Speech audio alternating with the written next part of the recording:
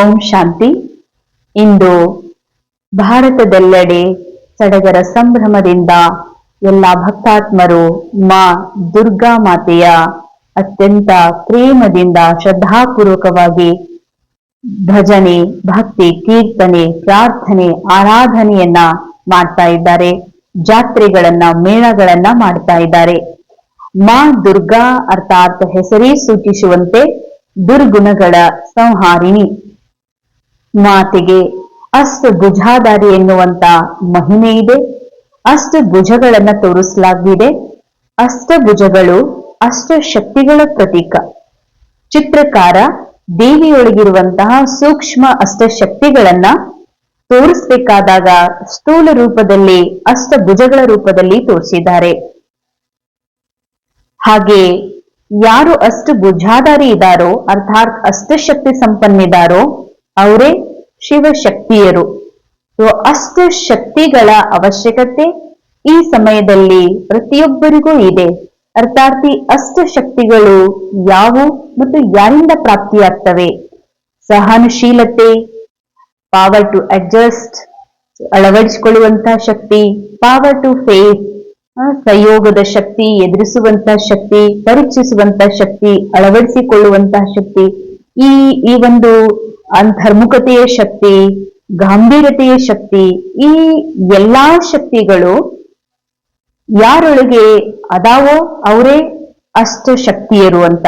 ಅಷ್ಟಶಕ್ತಿಯರಿಗೆ ಇನ್ನೊಂದು ಹೆಸರಿದೆ, ಶಿವಶಕ್ತಿಯರು. ಯಾಕೆ ಅಂದ್ರೆ ಈ ಎಲ್ಲಾ ಅಷ್ಟಶಕ್ತಿಗಳು ಪ್ರಾಪ್ತ ಆಗುವುದು ಕೇವಲ ಒಬ್ಬ ನಿರಾಕಾರ ಪರಂಪಿತ ಪರಮಾತ್ಮನಿಂದ ಮಾತ್ರ. ಅಂದಾಗ ಯಾರು ತಮ್ಮ ಮನಸ್ಸನ್ನ ಸತ್ಯ ಜ್ಞಾನದ ಆಧಾರದ ಮೇಲೆ ಪರಮಾತ್ಮನಿಗೆ ಸಮರ್ಪಣೆ ಮಾಡಿ ಆ ಮನಸ್ಸನ್ನ ಮನ್ಮನಾಭವಗೊಳಿಸಿದ್ದಾರೋ, ಆ ಮನಸ್ಸನ್ನ ಏಕಾಗ್ರಗೊಳಿಸಿದ, ಅರ್ಪಿಸಿದ ಕಾರಣವೇ ಮನಸ್ಸು ಅಷ್ಟಶಕ್ತಿಗಳಿಂದ ಸಂಪನ್ನಾಗಿದೆ. ಆ ಸಂಪನ್ನಾದ ಮನಸ್ಸುಳ್ಳಂತಹ ಆತ್ಮರಿಗಾಗಿ ಹೇಳಲಾಗ್ತದೆ ಶಿವಶಕ್ತಿಯರು. ಶಿವಶಕ್ತಿಯರು ಅಂದ್ರೆ ನಾರಿಯರು ಅಂತಲ್ಲ. ನಾರಿಯಾಗ್ಲಿ ಅಥವಾ ಪುರುಷನು ಏನು, ಪುರುಷನೂ ಅಲ್ಲ, ನಾರಿಯೂ ಅಲ್ಲ. ಅಷ್ಟಶಕ್ತಿ ಅತಿ ಸೂಕ್ಷ್ಮವಾಗಿರುವ ಕಾರಣದಿಂದ ಇವು ದೇವಿಯ ಭುಜಗಳಲ್ಲಿ ಭಲೆ ತೋರಿಸಿರ್ಬೋದು. ಇದು ಸ್ತ್ರೀ ಅಥವಾ ನಾರಿ ಅಥವಾ ಪುರುಷನ ಪ್ರತೀಕ ಅಲ್ಲ, ಇವು ಶಕ್ತಿಯ ಪ್ರತೀಕ. ಇವು ಆತ್ಮನ ಒಂದು ಅಂತರ್ಯದಲ್ಲಿ ಮನಸ್ಸಿನಲ್ಲಿರುವಂಥವು. ಪ್ರತಿಯೊಂದು ಆತ್ಮ ಅತಿ ಶುದ್ಧ, ಪವಿತ್ರ, ಅವಿನಾಶಿ ಇದೆ. ಆತ್ಮನ ಮನಸ್ಸಿನಲ್ಲಿ ಈ ಅಷ್ಟಶಕ್ತಿಗಳ ವಾಸ ಇದೆ. ಅಷ್ಟಶಕ್ತಿ ಸಂಪನ್ನ ಆಗಬೇಕು ಅನ್ನುವಂಥ ಪುರುಷಾರ್ಥ ಇಲ್ಲ. ಪ್ರತಿ ಆತ್ಮ, ಈ ಜಗತ್ತಿನಲ್ಲಿರುವ ಪ್ರತಿ ಆತ್ಮನು ಕೂಡ ಅಷ್ಟಶಕ್ತಿ ಸಂಪನ್ನ ಇದ್ದಾರೆ, ಸಂಪೂರ್ಣ ನಿರ್ವಿಕಾರಿ ಇದ್ದಾರೆ. ಆತ್ಮ ಅಜರ್, ಅಮರ್, ಅವಿನಾಶಿ. ಆತ್ಮನ ಮೂಲ ಗುಣ ಶಾಂತಿ, ಪವಿತ್ರತೆ, ಸುಖ, ಆನಂದ ಅನ್ನುವಂಥದ್ದನ್ನ ನಾವು ಪರಮಾತ್ಮನ ಮುರಳಿ ಮಹಾವಾಕ್ಯಗಳಲ್ಲಿ ಪ್ರತಿನಿತ್ಯವೂ ಕೇಳ್ತೀವಿ. ಇದೇನು ಹೊಸ ಮಾತಲ್ಲ. ಆದ್ರೆ ಈ ಅಷ್ಟಶಕ್ತಿಗಳು ಇನ್ನೂ ಕೂಡ ಅನೇಕ BK ವತ್ಸರು ಇದನ್ನು ಪಡ್ಕೊಳ್ಬೇಕು ಅನ್ನುವಂತಹ ಪುರುಷಾರ್ಥದಲ್ಲಿದ್ದಾರೆ. ಅಷ್ಟಶಕ್ತಿ ಪಡ್ಕೊಳ್ಳುವಂಥದ್ದಲ್ಲ, ಪ್ರತಿಯೊಂದು ಆತ್ಮನ ಆಂತರ್ಯದ ಮೂಲ ಗುಣಗಳು, ಮೂಲ ಶಕ್ತಿಗಳು. ಇವು ಪಡ್ಕೊಳ್ಳುವಂತ ಅವಶ್ಯಕತೆ ಇಲ್ಲ, ಕೇವಲ ಈ ಮನಸ್ಸಿಗೆ ನೆನಪು ಕೊಡಿಸ್ಬೇಕಾಗಿದೆ. ಯಾಕೆ ಅಂದ್ರೆ ಸೃಷ್ಟಿ ನಾಟಕದಲ್ಲಿ ಪಾತ್ರವನ್ನ ಅಭಿನಯ ಮಾಡ್ತಾ ಮಾಡ್ತಾ ದ್ವಾಪರದ ಆದಿಯಲ್ಲಿ ಯಾವಾಗ ತಮೋ ಅಥವಾ ರಜೋದ ನಂತರ ಕಲಿಯುಗದಲ್ಲಿ ತಮೋ ಪ್ರಧಾನ ಪಾಠ ಶುರುವಾಗ್ತದೆ. ಆ ಪಾರ್ಟ್ ಅನ್ನ ಮಾಡ್ಬೇಕು ಅಂದ್ರೆ ಆತ್ಮ ತನ್ನ ಮೂಲ ಸತ್ಯವನ್ನ ಮರೆಯುವುದು ಅನಿವಾರ್ಯವಾಗಿತ್ತು. ಅದಕ್ಕಾಗಿ ಡ್ರಾಮಾದ ಸ್ಕ್ರಿಪ್ಟ್ ನ ಅನುಸಾರ ಪ್ರತಿಯೊಬ್ಬ ಆತ್ಮ ಅನ್ನುವಂತ ಸತ್ಯವನ್ನ ಮರಿತಾರೆ. ಆ ಮರ್ತಿರುವ ಕಾರಣದಿಂದ ಮನಸ್ಸು ತನಗೆ ತಾನು ದೇಹದ ಜೊತೆಗೆ ಅಟ್ಯಾಚ್ ಆಗಿ ದೇಹನೇ ನಾನು ಅಂತ ತಿಳ್ಕೊಂಡು ದೇಹದೊಳಗಿನ ಅವಗುಣಗಳನ್ನ, ದೇಹದ ಎಲ್ಲಾ ಕಮ್ಜೋರಿಗಳನ್ನ ಇದು ನನ್ನ ಕಮ್ಜೋರಿ ಅಂತ ತಿಳ್ಕೊಂಡು ಅದರ ಒಂದು ಅಜ್ಞಾನದಲ್ಲಿ ಬಂದಿರುವ ಕಾರಣದಿಂದಲೇ ಇವತ್ತು ಮನುಷ್ಯರಿಗೆ ಈ ಅನುಭವ ಮಾಡ್ತಾ ಇದ್ದಾರೆ. ನಾನು ಭಯಭೀತಿದ್ದೀನಿ, ನನಗೆ ಭಯ ಆಗ್ತದ, ನನಗೆ ಚಿಂತೆ ಆಗ್ತದ, ದುಃಖ ಆಗ್ತದ, ನನಗೆ ಬೇಜಾರಾಗ್ತದ, ನನ್ಗೆ ಅಳು ಬರ್ತದ, ಕಷ್ಟ ಆಗ್ತದ ಅಂತ ಅನುಭವ ಮಾಡ್ತಿದ್ದಾರೆ. ಆದ್ರೆ ಇದೇ ರೀತಿಯ ಜೀವನ ಮಾಡ್ತಾ ಇರುವಂತಹ ಇಂತಹ ಸಮಯದಲ್ಲಿ, ಕಲಿಯುಗದ ಅಂತಿಮ ಸಮಯದಲ್ಲಿ ನಮ್ಮೆಲ್ಲರನ್ನ ಜಾಗೃತ ಮಾಡ್ಲಿಕ್ಕೆ ನಿರಾಕಾರ ಪರಮಾತ್ಮ ಈ ಸೃಷ್ಟಿ ನಾಟಕದಲ್ಲಿ ಬಂದು ನಮಗೆ ಸತ್ಯದ ಜ್ಞಾನದ ಬೆಳಕನ್ನ ಕೊಟ್ಟಿದ್ದಾರೆ. ವಿಚಾರ ಮಾಡುವಂತಹ ಮಾತು, ಇಷ್ಟೆಲ್ಲ ವರ್ಷ ಆಯ್ತು ನಾವು ಸತ್ಯ ಜ್ಞಾನದ ಅರ್ಜನೆ ಮಾಡ್ತಾ, ಪುರುಷಾರ್ಥ ಮಾಡ್ತಾ, ಇನ್ನೊಬ್ಬರಿಗೂ ಕೂಡ ಹೇಳ್ತಾನೆ ಬಂದಿದ್ದೀವಿ, ಆ ಶಿವಶಕ್ತಿಯರು ನಾವೇ ಇದ್ದೀವಿ, ನಿಜವಾದ ಅಷ್ಟಶಕ್ತಿಗಳು ನಮ್ಮೊಳಗೆ ಇದ್ದಾವೆ, ನಾವು ಈಗ ಶಿವಶಕ್ತಿಯರು ಆಗ್ಬೇಕು ಅಂತ ನಾವು ಇನ್ನೊಬ್ಬರಿಗೆ ಹೇಳ್ತಾ ಇದ್ದೀವಿ. ಸ್ವಯಂ ನಾವು ಆ ಶಕ್ತಿಯರಾಗಿದ್ದೀವೇನು? ಅರ್ಥಾತ್ ಈ ಅಷ್ಟ ಶಕ್ತಿಗಳು ನನ್ನೊಳಗ ಇದಾವ್. ಆದರೂ ಕೂಡ ಈ ಸತ್ಯ ಗೊತ್ತಾಗಿಯೂ ಕೂಡ ಇನ್ನೂ ಭಯ ಇದೆ, ಚಿಂತೆ ಇದೆ, ದುಃಖ ಇದೆ ಅಂತಂದ್ರೆ ಇದಕ್ಕೆ ಕಾರಣ ಏನು? ಸೊ ಹೇಗೆ ಮಾ ದುರ್ಗೆಯ ಒಂದು ಮಹಿಮೆ ಒಳಗೆ ಬರ್ತದ, ಮಹಿಷಾಸುರ ಮರ್ಧಿನಿ ಅಂತ. ಅಂದ್ರೆ ಯಾರು ಮಹಿಷಾಸುರನ ಮರ್ದನ ಮಾಡ್ತಾರೋ, ಸಂಹಾರ ಮಾಡ್ತಾರೋ, ಅವರು ನಿಜವಾದ ಅಷ್ಟ ಶಕ್ತಿ ಸಂಪನ್ನರಾಗ್ಲಿಕ್ಕೆ ಸಾಧ್ಯ. ಅಂದ್ರೆ ಕಲಿಯುಗದಲ್ಲಿ ಪ್ರತಿಯೊಬ್ಬ ಮನುಷ್ಯ ಆತ್ಮರು ತನ್ನ ಮೂಲ ಸತ್ಯ ಸ್ವರೂಪವನ್ನ ಮರೆತಿದ್ದಾರೆ. ಮನಸ್ಸು ಈ ದೇಹದ ರೋಲ್, ಕ್ಯಾರೆಕ್ಟರ್ ಜೊತೆಗೆ ಅಸೋಸಿಯೇಟ್ ಆಗಿದೆ. ಅಂದ್ರೆ ತಮಗ್ ತಾವನೇ, ಈಗ ನಾವು ಭಲೆ ಜ್ಞಾನಿ ಅಂತ ಹೇಳ್ಕೊಳ್ತೀವಿ, ನಾವು BK ಬ್ರಹ್ಮವತ್ಸರ್ ಅಂತ ಹೇಳ್ಕೊಳ್ತೀವಿ, ಆದ್ರೂ ಕೂಡ ಒಳಗಡೆ ಅನೇಕ ರೀತಿಯ ಭಯ ಇದೆ, ಚಿಂತೆ ಇದೆ, ಮುಂದೆ ಏನ್ ಮಾಡ್ಬೇಕನ್ನುವಂಥದ್ದು ಕ್ವೆಶ್ಚನ್ ಮಾರ್ಕ್ ಇದೆ ಅಂತಂದ್ರೆ ಜರೂರ್ ನಾವಿನ್ನೂ ಅಷ್ಟ ಶಕ್ತಿ ಸಂಪನ್ನ ಸ್ವರೂಪದ ಅನುಭವಿಗಳಾಗಿಲ್ಲ ಅಂತ ಅರ್ಥ. ಯಾಕೆ ಆಗ್ತಾ ಇಲ್ಲ ಇದು ಅಂದ್ರೆ, ಮಹಿಷಾಸುರ ಮರ್ಧಿನಿ, ಮಹಿಷ ಅಂತಂದ್ರೆ ಎಮ್ಮೆ ಅಂತ, ಪ್ರಾಣಿ ಹೆಸರು ಅಂತ. ಎಮ್ಮೆ ಹೇಗಿರ್ತದೆ? ಮಂದ ಬುದ್ಧಿ, ವಿವೇಕಹೀನ, ಅರ್ಥಾತ್ ತಮೋ ಪ್ರಧಾನ್ ಅರ್ಥಾತ್ ದೇಹಭಾನಕ್ಕೆ ವಶೀಭೂತ ಆಗಿರುವಂತವ್ರು. ದೇಹಭಾನಕ್ಕೆ ವಶೀಭೂತ ಆಗಿರೋದು ಅಂತಂದ್ರೆ ದೇಹನೇ ನಾನು ಅಂತ ತಿಳ್ಕೊಂಡಿರುವಂತಹ ಮನಸ್ಸು ಯಾರ್ದಿದೆಯೋ ಅವ್ರಿಗೆ ಹೇಳಾಗ್ತದ ಮಹಿಷಾಸುರ ಅಂತ. ಈ ಮಹಿಷಾಸುರ ಹೊರಗಡೆ ಎಲ್ಲೋ ಇಲ್ಲ, ಒಬ್ಬ ವ್ಯಕ್ತಿ ಅಲ್ಲ, ಒಂದು ವಸ್ತು ಅಲ್ಲ. ಮಹಿಷಾಸುರ ಪ್ರತಿಯೊಬ್ಬ ಆತ್ಮನ ಮನಸ್ಸಿನಲ್ಲಿ ಡ್ರಾಮದ ಸ್ಕ್ರಿಪ್ಟ್ ಅನುಸಾರ ಕಲಿಯುಗದಲ್ಲಿ ಏನು ದೇಹದ ಸ್ಮೃತಿಗಳು, ದೇಹಬಾನದ ನೆನಪುಗಳಿವೆ, ಇವೇ ಮಹಿಷಾಸುರ. ಮಂದ ಬುದ್ಧಿ ಅರ್ಥಾತ್ ತನಗೆ ತಾನು ತನ್ನ ಸತ್ಯದಿಂದ ದೂರಾಗಿ ದೇಹವೇ ತಾನಂತ ಯಾರು ತಿಳ್ಕೊಂಡಿದ್ದಾರೋ ಅವರೇ ಮಹಿಷಾಸುರ. ಅದರಲ್ಲಿ ಧೂಮ್ರಲೋಚನನ ಅಂತ್ಯ ಮಾಡ್ಲಾಯ್ತು ಅಂತ ದೇವಿ ಲಾಸ್ಟ್ ಕೊನೆಯಲ್ಲಿ ಮಹಿಷಾಸುರನ ನಂತರ ಧೂಮ್ರಲೋಚನನನ್ನು ಕೂಡ ಅಂತ್ಯ ಮಾಡಿ. ಧೂಮ್ರಲೋಚನ ಅಂತಂದ್ರೆ ಮಸುಕು ದೃಷ್ಟಿ ಉಳ್ಳವರು ಅಂತ. ಅರ್ಥಾತ್ ಸದಾ ಅವರಿಗೆ ಒಬ್ಬ ವ್ಯಕ್ತಿಯ ಮನುಷ್ಯ ಜೀವನದೊಳಗ ಪಾರ್ಟ್ ಮಾಡುವಂತಹ ಆತ್ಮ ಕಾಣದೆ ಅವರಿಗೆ ಕೇವಲ ಮನುಷ್ಯರ ಅವಗುಣಗಳು ಕಾಣಿಸ್ತಾವ. ಅವುಗಳ ಪ್ರತಿಯಾಗಿ ಮನುಷ್ಯರಲ್ಲಿ ಹೊಂದಿರುವಂತಹ ಪ್ರಾಪ್ತಿಗಳು ಅವ್ರಿಗೆ ಕಾಣಿಸ್ತಾವ. ಅದ್ರ ಪ್ರತಿ ಯಾರು ಈರ್ಷಾ ಪಡ್ತಾರ. ಧೂಮ್ರ ಅಂದ್ರೆ ಮಸುಕು ಅರ್ಥಾತ್ ಅವರಿಗೆ ಸ್ಪಷ್ಟ ದೃಷ್ಟಿ ಇರುವುದಿಲ್ಲ ಅಂತ. ಸ್ಪಷ್ಟ ದೃಷ್ಟಿ ಅಂದ್ರೆ ತ್ರಿನೇತ್ರವನ್ನ ಬಂದ್ ಮಾಡ್ಕೊಂಡವರು ಅಂತ ಅರ್ಥ. ಅರ್ಥಾತ್ ಅವರಿಗೆ ಎಲ್ಲಾರೊಳಗ ಆತ್ಮ ಕಾಣದೆ ಅವರ ಒಂದು ಪೊಸಿಷನ್, ಅವರಲ್ಲಿರುವಂತ ಅಧಿಕಾರ, ಅಂತಸ್ತು, ಶ್ರೀಮಂತಿಕೆ, ಧನ, ಅವ್ರ ಸೌಂದರ್ಯ ಯಾರಿಗೆ ಕಾಣಿಸ್ತದಲ್ಲ ಅವ್ರಿಗೆ ಹೇಳಾಗ್ತದೆ ಧೂಮ್ರಲೋಚನ ಅಂತ. ಅಂದ್ರೆ ಇದರರ್ಥ ಸೂಕ್ಷ್ಮ ಜ್ಞಾನದ ಸ್ವರೂಪದಲ್ಲಿ ನೋಡ್ಬೇಕು ಅಂದ್ರೆ ಭಲೇ ಜ್ಞಾನಿ ಆಗಿರ್ಬೋದು, ಬ್ರಹ್ಮ ವತ್ಸರಾಗಿ ಜೀವನ ಮಾಡ್ತಾ ಇರ್ಬೋದು ಸಂಗಮ ಯುಗದಲ್ಲಿ. ಆದ್ರೆ ಇನ್ನೂ ಕೂಡ ತಮಗೆ ತಾವು ದೇಹಭಾನದಲ್ಲಿ ಇದ್ದುಕೊಂಡು, ತಮಗೆ ದೇಹ ಅಂತ ತಿಳ್ಕೊಂಡು, ಅಂದ್ರೆ ತಮಗೆ ತಿಳ್ಕೊಂಡಿರ್ಬೋದು ಅಕ್ಕೋರಂತ ತಿಳ್ಕೊಂಡಿರ್ಬೋದು, ಅಥವಾ ಡಾಕ್ಟರ್, ಅಥವಾ ನಾ ಇಂಜಿನಿಯರ್ ಇದ್ದೀನಿ, ನಾನು ಸೀನಿಯರ್ ಇದ್ದೀನಿ, ನಾನು ಬಹಳ ವರ್ಷದ ಜ್ಞಾನಿ ಇದ್ದೀನಿ, ನಾವು ಬಹಳ ಒಳ್ಳೆ ಸೇವಾಧಾರಿ ಇದ್ದೀವಿ. ಇವೆಲ್ಲ ದೇಹ ಡ್ರಾಮಾದೊಳಗೆ ನಡೀತಾ ಇರುವಂತಹ ದೇಹದ ಕನೆಕ್ಷನ್ಗಳು.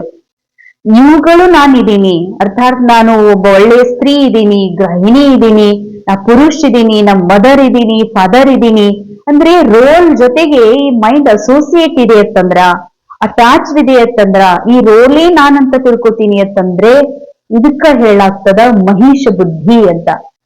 ವಿವೇಕ್ ಅರ್ಥಾತ್ ವಿವೇಕ ಅಂದ್ರೆ ನಾನು ಈ ದೇಹನೂ ಅಲ್ಲ, ಈ BK ಪಾರ್ಟು ನಾನಲ್ಲ, ನಾ ಎಕ್ದಮ್ ನಿರಾಕಾರ ಅವಿನಾಶಿ ಸತ್ಯ ಸ್ವರೂಪ ಆತ್ಮ ಇದ್ದೀನಿ.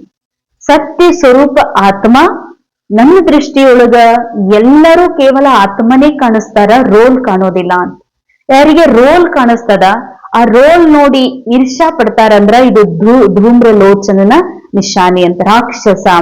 ರಾಕ್ಷಸ ಹೊರಗಡೆ ಯಾರು ಹೊರಗೆ ಇಲ್ಲ, ಎಲ್ಲರೂ ಒಳಗೆ ಇದ್ದಾರೆ ಮನಸ್ಸಿನಲ್ಲಿ. ಈ ದೇಹಭಾನ, ಮಹಿಷ ಬುದ್ಧಿ, ಮತ್ತೆ ಈರ್ಷಾ, ದ್ವೇಷ, ಒಬ್ಬರನ್ನ ಕಂಡು ಇನ್ನೊಬ್ಬರನ್ನ ಅಸೂಯೆ ಪಡೋದು, ಇನ್ನೊಬ್ಬರ ಪ್ರಗತಿಯನ್ನ ನೋಡಿ, ಇನ್ನೊಬ್ಬರ ಪುರುಷಾರ್ಥ ನೋಡಿ, ಇನ್ನೊಬ್ಬರ ತಪಸ್ಸನ್ನ ನೋಡಿ ಖುಷಿ ಆಗೋದಿಲ್ಲ. ಇನ್ನೊಬ್ಬರು ಮಾಡುವ ಸೇವೆಯ ಒಂದು ಆ ಉತ್ಕೃಷ್ಟ ಫಲವನ್ನ ನೋಡಿ ನನಗೆ ಖುಷಿ ಆಗೋದಿಲ್ಲ. ಅವರನ್ನು ನೋಡಿ ನನಗೆ ಆನಂದ ಅನ್ಸೋದಿಲ್ಲ. ನಾನ್ ಇವ್ರ ತರ ಇಲ್ಲಲ್ಲ ಅಂತ ಹೇಳಿ ಅಸೂಯೆ ಆಗ್ತದ, ಈರ್ಷಾ ಆಗ್ತದ ಅಂದ್ರೆ ಜರೂರ್ ಅಸುರರು ಹೊರಗಡೆ ಇಲ್ಲ, ಅವರು ಒಳಗೆ ಇದ್ದಾರೆ. ಒಳಗಿದ್ರೂ ಕೂಡ ಅವರ ಸಂಹಾರ ಯಾಕೆ ಮಾಡ್ತಾ ಇಲ್ಲ ಅಂದ್ರೆ ಎಲ್ಲಿಯವರೆಗೆ ನಾವು ನೋಡ್ತೀವಿ ಮಾತಾ ಪಾರ್ವತಿ ತನ್ನ ಪಾರ್ವತಿ ಸ್ವರೂಪದಲ್ಲಿ ಯಾವಾಗಿದ್ದಳು, ಆಗ ಬಹಳ ಸೌಮ್ಯ ರೂಪದಲ್ಲಿ ಇದ್ದಳು ಅಂತ.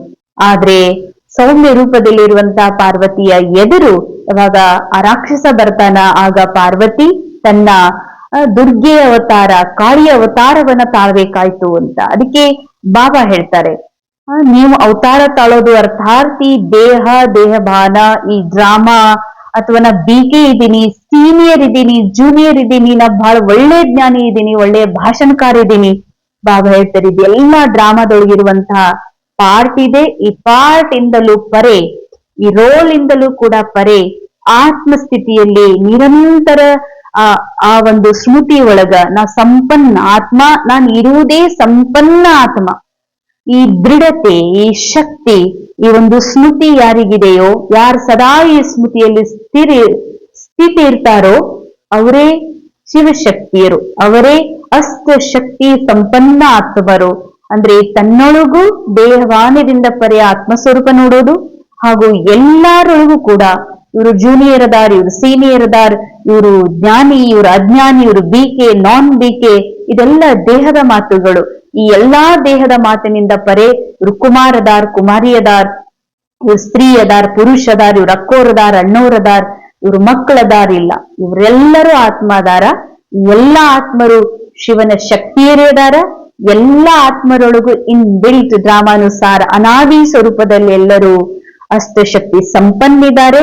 ಆದ್ರೆ ಅಷ್ಟಶಕ್ತಿ ಸಂಪನ್ನ ಸ್ವರೂಪವನ್ನ ನೋಡುವ ಬದಲಾಗಿ ಒಂದ್ ವೇಳೆ ನಾನು ಅವರೊಳಗಿರುವಂತಹ, ಅವರ ಪಾರ್ಟ್ ಒಳಗಿರುವಂತಹ ಸಿರಿವಂತಿಕೆ, ಪಾರ್ಟ್ ಒಳಗಿರುವ ಸೌಂದರ್ಯ, ಪಾರ್ಟ್ ಒಳಗಿರುವಂತಹ ವಿಶೇಷತೆಗಳು, ಕಲಾ, ಇವುಗಳಿಗೆ ನೋಡ ಆಕರ್ಷಿತ ಆಗ್ತೀನಿ ಅಂತಂದ್ರೆ ಇದು ದೇವಭಾನ್, ಮಹಿಷ ಬುದ್ಧಿ ಅಂತ.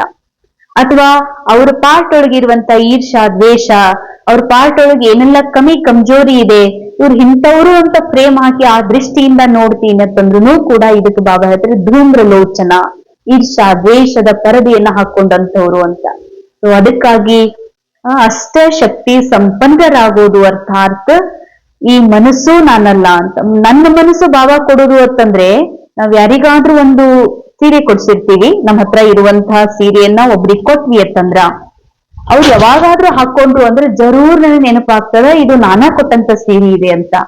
ಇದಕ್ಕ ಗಿಫ್ಟ್ ಅನ್ನೋದಿಲ್ಲ ಅಂತ ಬಾಬಾ ಹೇಳ್ತಾರೆ. ಕೊಟ್ಟ ಮೇಲೆ ಅದ್ರ ನೆನಪು ಯಾಕೆ ಬರಬಾರ್ದು ಅಂತಂದ್ರೆ ಈ ಮನಸ್ಸು ನಂದಲ್ವೇ ಅಲ್ಲ. ಈ ಮನಸ್ಸು ನನ್ನದಲ್ಲ. ಈ ಮನಸ್ಸಿನ ವಿಕರ್ಮಗಳು, ವಿಕಾರ, ಪಾರ್ಟ್, ವಿಶೇಷತೆಗಳು, ಕಲಾ, ಕಮ್ಜೋರಿನೂ ನಾನಲ್ಲ, ಈ ಪಾರ್ಟ್ ಒಳಗಿರುವ ವಿಶೇಷತೆಯೂ ನಾನಲ್ಲ.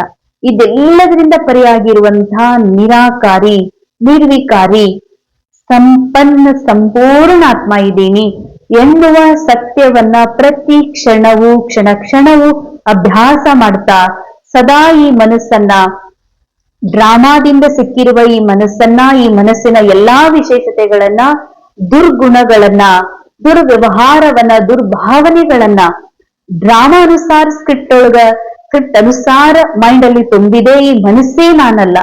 ಈ ಮನಸ್ಸು ಪರಮಾತ್ಮನಿಗೆ ಅರ್ಪಣೆ ಮಾಡಿ ತನ್ನ ಆತ್ಮ ಸ್ವರೂಪದಲ್ಲಿ ಸ್ಥಿತಾಗಿ ಪರಮಾತ್ಮನ ಸಂಘದಲ್ಲಿ ನಿರಂತರ ಅನುಭವ ಮಾಡೋದೇ ದುರ್ಗಾ ಮಾತಾ ಆಗೋದು. ಅರ್ಥಾತ್ ದುರ್ಗೆಯ ಒಂದು ಆ ಸುಂದರತೆಯ ಜೀವನದ ಅನುಭವ ಮಾಡೋದಾಗಿದೆ. ಅದಕ್ಕೆ ದುರ್ಗಾ ಮಾತೆಯ ಮುಖದಲ್ಲಿ ಬಹಳಷ್ಟು ಮಂದಹಾಸ, ನಗು ಮುಖ, ಗಂಭೀರತೆಯನ್ನ ತೋರಿಸಲಾಗ್ತದೆ. ಮುಖಮಂಡಲದಲ್ಲಿ ಮಂದಹಾಸದ ಜೊತೆಗೆ ಬಹಳಷ್ಟು ಲವ್ಲೀನ್ ಮಗ್ನ ಆಗಿರುವಂತಹ ಸ್ಥಿತಿನೂ ತೋರಿಸಲಾಗಿದೆ. ಹಾಗೂ ಹೇಗೆ ಮುಖದಲ್ಲಿ ಮಂದಹಾಸ ಇದೆಯೋ ಆಕೆಯ ಒಂದು ಕಾಲ ಕೆಳಗೆ ರಾಕ್ಷಸರನ್ನ ತೋರಿಸಲಾಗಿದೆ. ಅಂದ್ರೆ ಊಂಚಿ ಅವಸ್ಥಾ, ಕಾಲ ಕೆಳಗೆ ರಾಕ್ಷಸರು ಅರ್ಥಾತ್ ಲೋವರ್ ಲೆವೆಲ್ ಒಳಗ ತನ್ನ ವಿಕಾರಗಳನ್ನ ಸಮರ್ಪಣೆ ಮಾಡಿರುವಂತವಳು ಅಂತ. ತಾನ್ ಮಾತ್ರ ಹೈಯೆಸ್ಟ್ ಸ್ಥಿತಿಯೊಳಗ ತಾನು ಆತ್ಮ ಎನ್ನುವ ಒಂದು ಸತ್ಯ ಸ್ಮೃತಿಯೊಳಗ, ಜ್ಞಾನದ ತಿಳುವಳಿಕೆಯೊಳಗ, ಪರಮಾತ್ಮನ ಸಂಘದಲ್ಲಿ ಈ ಬುದ್ಧಿಯನ್ನು ಸಮರ್ಪಣೆ ಮಾಡಿರುವಂತವರ ಯಾದಗಾರವೇ ದುರ್ಗಾ. ಒಂದು ಅಸುರ ಸಂಹಾರದ ರೂಪದಲ್ಲಿ, ಭಕ್ತಿಯೊಳಗ ಗಾಯನ ಪೂಜಾ ರೂಪದಲ್ಲಿ ವರ್ಣನೆ ಮಾಡಲಾಗಿದೆ. ಇದು ಯಾವುದೇ ಸ್ಥೂಲ ರೂಪದ ಸಂಹಾರದ ಮಾತಲ್ಲ, ರಾಕ್ಷಸನ ಹಿಂಸೆ ಮಾಡುವಂತಹ ಮಾತಲ್ಲ. ನಾವೆಲ್ಲಾ ಬ್ರಹ್ಮ ವತ್ಸರು ಅತಿ ಸೂಕ್ಷ್ಮ ತಪಸ್ಸಿನ ಮೂಲಕ ವಿಕಾರಗಳ ಮೇಲೆ ವಿಜಯಿಯಾಗಿರುವ ಈ ದೇಹಭಾನದಿಂದ ಪರೆಯಾಗಿರುವಂತಹ ರೋಲ್ನ ಎಲ್ಲಾ ನೆನಪುಗಳು, ದೇಹಭಾನದ ನಾ ಇಂತಹ ಸೇವಾ ಮಾಡಿದೆ, ನಾನು ಇಷ್ಟೆಲ್ಲಾ ಮಾಡಿಸಿದೆ, ಇದು ನನ್ನಿಂದ ಆಗಿದೆ, ಅಕರ್ತ ಆತ್ಮ, ನಾನು ಇದು ಯಾವುದೂ ಮಾಡ್ಲಿಕ್ಕೆ ಸಾಧ್ಯ ಇಲ್ಲ, ನಾ ಮಾಡೀನಿ ಎನ್ನುವ ಭೋಜದ ಹೊರೆಯನ್ನ ಹೊತ್ಕೊಂಡು ಇದು ನನ್ನಿಂದ ಆಗಿದೆ, ಇದೆಲ್ಲಾ ನಾನ್ ಮಾಡಿದೀನಿ ಅಂತ ಅಪ್ರಿಸಿಯೇಟ್ ಫೀಲ್ ಮಾಡ್ತೀನಿ ಅಂತಂದ್ರ ಇದೇ ಬಾಬಾ ಹೇಳ್ತಾರೆ ಅಸುರರು ಅಂತ ಹೇಳ್ತಾರೆ ಬಾಬಾ. ಈ ಅಸುರಿತನದಿಂದ, ಈ ದೇವಭಾನದಿಂದ ಮುಕ್ತ ನಿರಾಕಾರ ಕರನ್ ಕರಾವನ್ಹಾರ್ ಪರಮಾತ್ಮ ಈ ಸೃಷ್ಟಿ ನಾಟಕದಲ್ಲಿ ನಾನಾತ್ಮನ ಪಾರ್ಟ್ನ ಮೂಲಕ ಇದೆಲ್ಲ ಮಾಡಿಸ್ತಿದ್ದಾರೆ. ಆತ್ಮ ಇದ್ಯಾವುದೂ ಮಾಡ್ತಾ ಇಲ್ಲ. ನಾನು ಪರಮಾತ್ಮನ ಸಮಾನ್ ಸಾಕ್ಷಿ ದೃಷ್ಟ ಆಗಿ ನಾಟಕವನ್ನ ನೋಡ್ತಾ ಇದ್ದೇನೆ ಹೊರತಾಗಿ ಇಲ್ಲಿ ಯಾವುದೂ ನಮ್ಮಿಂದ ಆಗ್ತಾ ಇಲ್ಲ. ಇದು ಯಾರಿಂದಲೂ ಈ ನಾಟಕ ನಡೀತಾ ಇಲ್ಲ. ಇದು ಪರಮಾತ್ಮ ಶಿವ ಬಾಬಾ ಡ್ರಾಮಾದ ಸ್ಕ್ರಿಪ್ಟ್ ನ ಅನುಸಾರ ಈ ರೋಲ್ ನ ಮೂಲಕ ಪಾಠ ಅನ್ನ ಮಾಡಿಸ್ತಾ ಇದ್ದಾರೆ. ಇಲ್ಲಿರುವಂತಹ ಈ ದೇಹದಲ್ಲಿರುವ ಅವಗುಣನೂ ನಂದಲ್ಲ, ಇದರಲ್ಲಿರುವ ಒಳ್ಳೆಯ ವಿಶೇಷತೆಗಳು ನನ್ನದಲ್ಲ. ಇದೆಲ್ಲದರಿಂದ ಪರಿಯಾಗಿರುವ ಅತಿ ಶುದ್ಧ, ಶಾಂತ ಹಾಗೂ ಪವಿತ್ರವಾಗಿರುವಂತಹ ಆತ್ಮ ಜ್ಯೋತಿಯೇ ನಾನಾಗಿದ್ದೇನೆ. ಓಂ ಶಾಂತಿ. ನಾನು ನನಾತ್ಮನ ಶಿವಶಕ್ತಿ ಸ್ವರೂಪದ ಜಾಗೃತಿಯ ಹಾಗೂ ನಿರಂತರ ಅನುಭೂತಿಗಾಗಿ ಸದಾ ಈ ದೇಹ ಭಾನದಿಂದ ಪರೆಯಾಗುವ ಅಭ್ಯಾಸ ಮಾಡುವೆ. ಅಭ್ಯಾಸ ನಾವೆಲ್ಲರೂ ಕೆಲವು ಕ್ಷಣ ಎಲ್ಲದರಿಂದ ಡಿಟ್ಯಾಚ್ ಆಗಿ ಈ ಅಭ್ಯಾಸವನ್ನು ಮಾಡೋಣ. ನಾನು ಆತ್ಮನಾಗಿದ್ದೇನೆ, ನಾನು ಶರೀರವಲ್ಲ, ನಾನು ಅವಿನಾಶಿಯಾಗಿದ್ದೇನೆ. ಈ ನಶ್ವರ ಮಣ್ಣಿನ ಶರೀರ ನಾನಲ್ಲ, ನಾನು ಶಕ್ತಿಯಾಗಿದ್ದೇನೆ. ಈ ವೀಕ್ನೆಸ್, ಈ ಕ್ಯಾರೆಕ್ಟರ್ ಒಳಗಿರುವಂತಹ ಚಿಂತೆ, ದುಃಖ, ಅಶಾಂತಿ ನಾನಲ್ಲ, ನಾನು ಪವಿತ್ರ ಆತ್ಮನಾಗಿದ್ದೇನೆ. ಪವಿತ್ರತೆ ನನಾತ್ಮನ ಅನಾದಿ ಅವಿನಾಶಿ ಗುಣವಾಗಿದೆ, ಸ್ವರೂಪವಾಗಿದೆ. ಈ ಮನಸ್ಸಿನ ವ್ಯರ್ಥ ಹಾಗೂ ಅಸುರಿ ವಿಚಾರ ನಾನಲ್ಲ, ಅಶುದ್ಧ ವಿಚಾರವೂ ನಾನಲ್ಲ. ಯಾಕೆಂದರೆ ಡ್ರಾಮಾದ ಸ್ಕ್ರಿಪ್ಟ್ನ ಅನುಸಾರ ಮನಸ್ಸಿನಲ್ಲಿ ಡ್ರಾಮಾ ತುಂಬಿದೆ, ಡ್ರಾಮಾದನುಸಾರ ಪ್ಲೇ ಆಗ್ತಾ ಇದೆ. ಮನಸ್ಸಿನ ವಿಚಾರಗಳನ್ನೂ ಸಹ ನಾನು ಸಾಕ್ಷಿಯಾಗಿ ನೋಡುತ್ತಿರುವೆ. ವಿಚಾರಗಳಿಂದಲೂ ಹಾಗೂ ಅಪವಿತ್ರ ಭಾವನೆಗಳಿಂದಲೂ ನಾನು ಆತ್ಮ ಪರಿಯಾಗಿದ್ದೇನೆ. ಅರ್ಥಾತ್ ನಾನಾತ್ಮ ಫೀಲಿಂಗ್ಲೆಸ್, ಥಾಟ್ಲೆಸ್, ಅಕರ್ತ, ಅವಿನಾಶಿಯಾಗಿದ್ದೇನೆ. ಈ ಅಂಜು ಬುರುಕುತನ, ಭಯ, ಪಾರ್ಟ್ ಒಳಗೆ ಕೆಲವೊಮ್ಮೆ ಕೀಳರಿಮೆ ಭಾವ, ಹೀನ ಭಾವನೆ, ಪಾರ್ಟ್ನಲ್ಲಿ ಕೆಲವೊಮ್ಮೆ ಅಳುವುದು, ಆಲಾಪ, ಪಾರ್ಟಲ್ಲಿ ಕೆಲವೊಮ್ಮೆ ಚಿಂತೆ, ದುಃಖ, ನಿರಾಶೆ ಆಗೋದು, ಇದೆಲ್ಲವೂ ಪಾರ್ಟ್ ಒಳಗಿದೆ. ಪಾರ್ಟ್ ನಾನಲ್ಲ. ಪಾಠ ಕಲಿಯುಗದಿದೆ, ಕಲಿಯುಗದನುಸಾರ ಪಾಠಲ್ಲಿ ಕಾಣ್ತಾ ಇದೆ. ಅದಕ್ಕಾಗಿ ನಾನು ಈ ಪಾರ್ಟಿಂದಲೂ ಈ ರೋಲಿಂದಲೂ ದೇಹದ ಎಲ್ಲ ಸ್ಮೃತಿಗಳಿಂದಲೂ ಪರೆಯಾಗಿರುವ ನನ್ನ ಅವಿನಾಶಿ ಅನಾದಿ ಸತ್ಯ ಸ್ವರೂಪದಲ್ಲಿ ಸ್ಥಿತ ಆಗುತ್ತಿದ್ದೇನೆ. ಇದೇ ನನ್ನ ಸತ್ಯ ಸ್ವರೂಪವಾಗಿದೆ. ನಾನು ಆತ್ಮ ಸದಾ ಸಂಪನ್ನವಾಗಿದ್ದೇನೆ, ಸರ್ವಗುಣಗಳಿಂದ, ಶಕ್ತಿಗಳಿಂದ. ಈ ವಿಶ್ವ ನಾಟಕದಲ್ಲಿ ನನಗೆ ಯಾವುದರ ಅವಶ್ಯಕತೆ ಇಲ್ಲ. ಈ ಡೌಟ್, ಈರ್ಷಾ, ತಿರಸ್ಕಾರ ಭಲೇ ಪಾರ್ಟಲ್ಲಿರಬಹುದು. ನಾನು ಇದೆಲ್ಲದರಿಂದ ಪರೆಯಾಗಿರುವಂತಹ ಪರಮಾತ್ಮನ ಸಮಾನ ನಿರಾಕಾರಿ ನಿರ್ವಿಕಾರಿ ಆತ್ಮನಾಗಿದ್ದೇನೆ. ನಾನು ಆತ್ಮ ಅಬಲೆಯಲ್ಲ, ಅರ್ಥಾತ್ ಕೋಮಲವಲ್ಲ. ಪಾರ್ಟಲ್ಲಿ ಕೋಮಲತೆ, ಪಾರ್ಟಲ್ಲಿ ಕಠೋರತನ ಇರಬಹುದು. ನಾನು ಆತ್ಮ ಶಿವ ಶಕ್ತಿಯಾಗಿದ್ದೇನೆ. ದೇವಿ ಅರ್ಥಾತ್ ಡಿವಿನಿಟಿ, ದೈವತ್ವ ನನ್ನ ಆತ್ಮನೊಳಗಿದೆ. ಈ ಸತ್ಯವನ್ನು ಸದಾ ಸ್ಮೃತಿಯಲ್ಲಿ ಇಟ್ಕೊಂಡು ಮನಸ್ಸಿನಲ್ಲಿ ತುಂಬಿದಂತಹ ಕೀಳರಿಮೆಯ ಅಥವಾ ಈರ್ಷಾ ದ್ವೇಷದ ಭಾವನೆಗಳನ್ನು ನಾನು ಪರಮಾತ್ಮ ತಂದೆಗೆ ಅರ್ಪಣೆ ಮಾಡಿ ಈ ಮನಸ್ಸನ್ನು ಮನ್ಮನಾಭವಗೊಳಿಸಿ ನಾನೀಗ ಸತ್ಯ ಜ್ಞಾನದ ತ್ರಿನೇತ್ರದ ಆಧಾರದಿಂದ ಪರಮಾತ್ಮ ಶಿವನಲ್ಲಿ ಕಂಬೈನ್ಡ್ ಆಗಿ ಸತ್ಯ ಸ್ವರೂಪದ ಶಕ್ತಿಯ ಅನುಭವ ಮಾಡುತ್ತಿರುವೆ. ಶಿವನಿಂದ ನಾನು ಭಿನ್ನವಲ್ಲ, ನನ್ನಿಂದ ಶಿವನೂ ಭಿನ್ನನಲ್ಲ. ನಾವಿಬ್ಬರು ಅನಾದಿ ಕಾಲದಿಂದಲೂ ಕಂಬೈನ್ಡ್ ಆಗಿದ್ದೇವೆ. ಇದೇ ಸತ್ಯ. ನಾನೀಗ ಆತ್ಮ ಈ ಸೃಷ್ಟಿ ನಾಟಕದಲ್ಲಿ ಈ ಒಂದು ದಿವ್ಯ ಸತ್ಯ ಸ್ವರೂಪದ ಪರಮಾತ್ಮ ಮಿಲನದ ಅನುಭೂತಿಯನ್ನ ನವರಾತ್ರಿಯ ರೂಪದಲ್ಲಿ ವಿಕಾರಗಳ ಮೇಲೆ ವಿಜಯಿಯಾದ ಸತ್ಯ ಸ್ವರೂಪದಲ್ಲಿ ಆಚರಣೆಯಾಗ್ತಾ ಇದೆ. ಆ ಎಲ್ಲ ಭಕ್ತಾತ್ಮರಿಗೂ ಸಹ ಅವರ ಆತ್ಮರೂಪದಲ್ಲಿ ನೋಡ್ತಾ ಈ ವಿಶ್ವ ನಾಟಕವನ್ನು ಪರಮಾತ್ಮ ಶಿವನ ದೃಷ್ಟಿಕೋನದಿಂದ ನೋಡ್ತಾ ನಾನೀಗ ನನ್ನ ಮಾತೃತ್ವದ ಮಮತಾ ಭಾವದಿಂದ ಸರ್ವ ಆತ್ಮರಿಗೂ ಶಾಂತಿ ಶಕ್ತಿಯ ಕಿರಣಗಳನ್ನು ಹರಡಿಸುತ್ತಿದ್ದೇನೆ. ಈ ಶುಭ ಭಾವನೆಯಿಂದ ಈ ಎಲ್ಲ ಆತ್ಮರು ತಮ್ಮ ದೇಹಭಾನದಿಂದ ಮುಕ್ತ ಆಗಿ ತಮ್ಮ ಮೂಲ ಆತ್ಮ ಸ್ವರೂಪಕ್ಕೆ ತಿರುಗಿ ಅವರೂ ಸಹ ಪರಮಾತ್ಮನ ದಿವ್ಯ ಮಿಲನ ಮಾಡಲಿ ಎಂಬ ಶುಭ ಕಾಮನೆಯಿಂದ ಶುಭ ಆಶಯದಿಂದ ಸಕಾಶವನ್ನು ನೀಡುತ್ತಿದ್ದೇನೆ. ಓಂ ಶಾಂತಿ. ನಾನೀಗ ನನ್ನ ಪರಮಸ್ಥಿತಿ ಪರಮಾತ್ಮನ ಸಂಘದಲ್ಲಿ ಕಂಬೈನ್ಡ್ ಆಗಿ ಶಿವನ ಶಕ್ತಿಯಾಗಿ ನನ್ನ ಪರಮಸ್ಥಿತಿಯ ಅನುಭವ ಮಾಡುತ್ತಿರುವೆ.